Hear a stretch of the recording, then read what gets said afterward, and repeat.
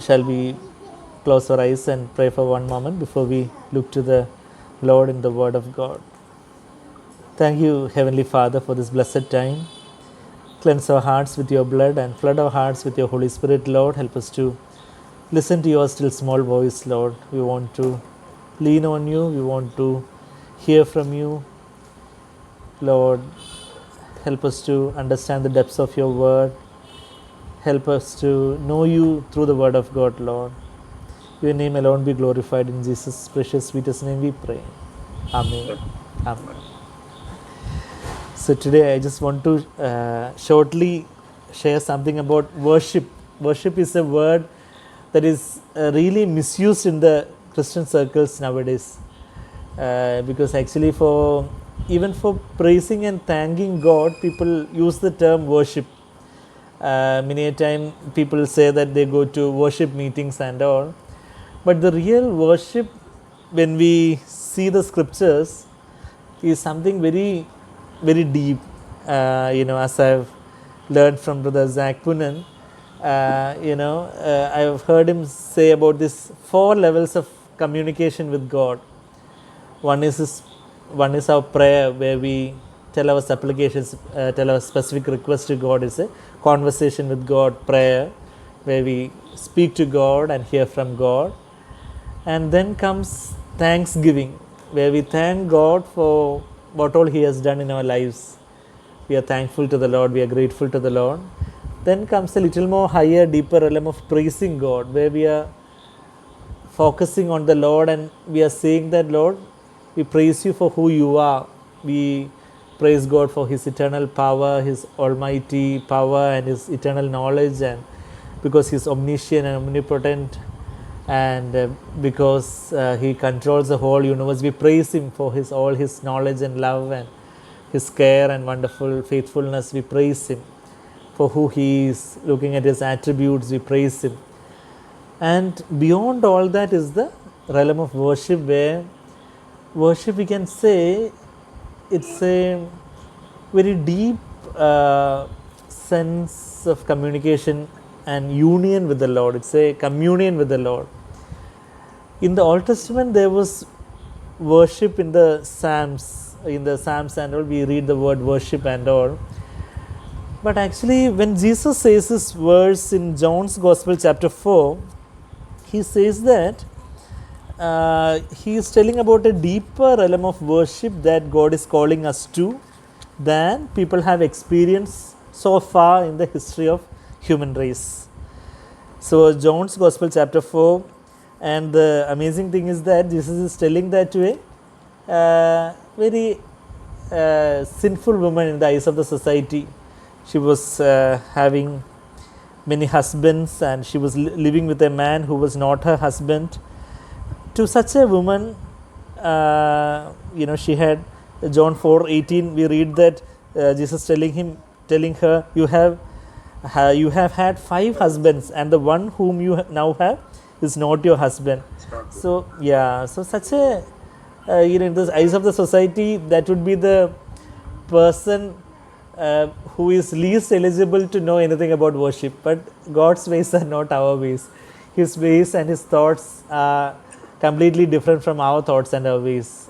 Just as the heavens are high above the earth, His ways and thoughts are higher and different from ours. Isaiah 55 verse 8 and 9, we read that. So here, to such a woman, when she is telling about, when she herself only brought the topic of worship there, Jesus is when Jesus tells this embarrassing thing to her, so that not to condemn her but to convict her and for her to repent, Jesus pointed out her sinful past to her, and she was kind of apparently trying to change the subject because of probably the embarrassment. She is telling, verse 19, "Sir, I perceive that you are a prophet. Our fathers worship in this mountain." She is kind of changing the topic to worship. Our fathers worshipped in this mountain. But one another thing, of course, she would have wanted to change the subject because of the embarrassment. But another aspect that we can see is that in spite of all her sinful past, she would have been a woman who had a genuine thirst for God. Many a time we think that people who are leading immoral lives. So sometimes actually I've come across many youngsters with substance use and multiple addictions and so many things. In spite of them, I've seen more than some of these religious people who apparently have a religious whitewash in their lives. Some of these outrightly sinful people, they have a deeper thirst and they have a genuine thirst for God, because actually the outwardly religious whitewash people, they are satisfied and complacent with the opinion and honor of men they are receiving in the society. But this outrightly sinful people, they are just fed up of their life and they just want to come out of that, and but they are not able to. They always have that stigma in the society, and nobody loves them, nobody cares for them, and they just are longing for a higher realm, and they are more receptive to the word of God. Jesus himself said tax gatherers and sinners will enter the kingdom of heaven earlier than before these Pharisees, Jesus said in Matthew 21.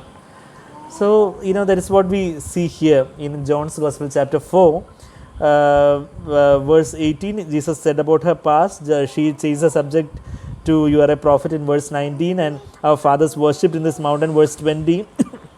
And when she, so anyway, even if it was to change the subject, or because of her thirst in her heart to know about a deeper realm of worship, because actually she was a Samaritan woman. The Jewish people had a different custom of worship, and Samaritans worship in some other place, and there were many conflicts between these two groups of people.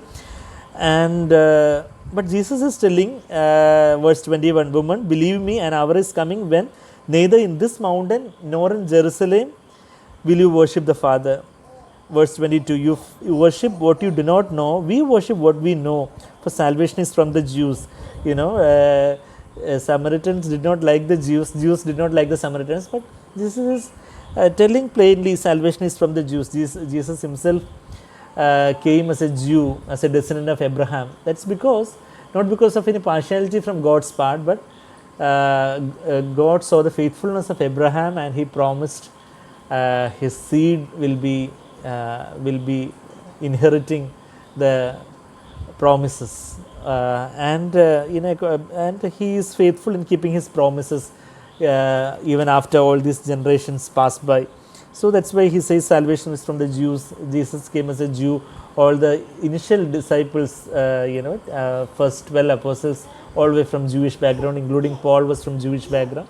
But later, the gospel was proclaimed even to Samaritans in Acts chapter 8 onwards, and even to other Gentiles from Acts 10 onwards.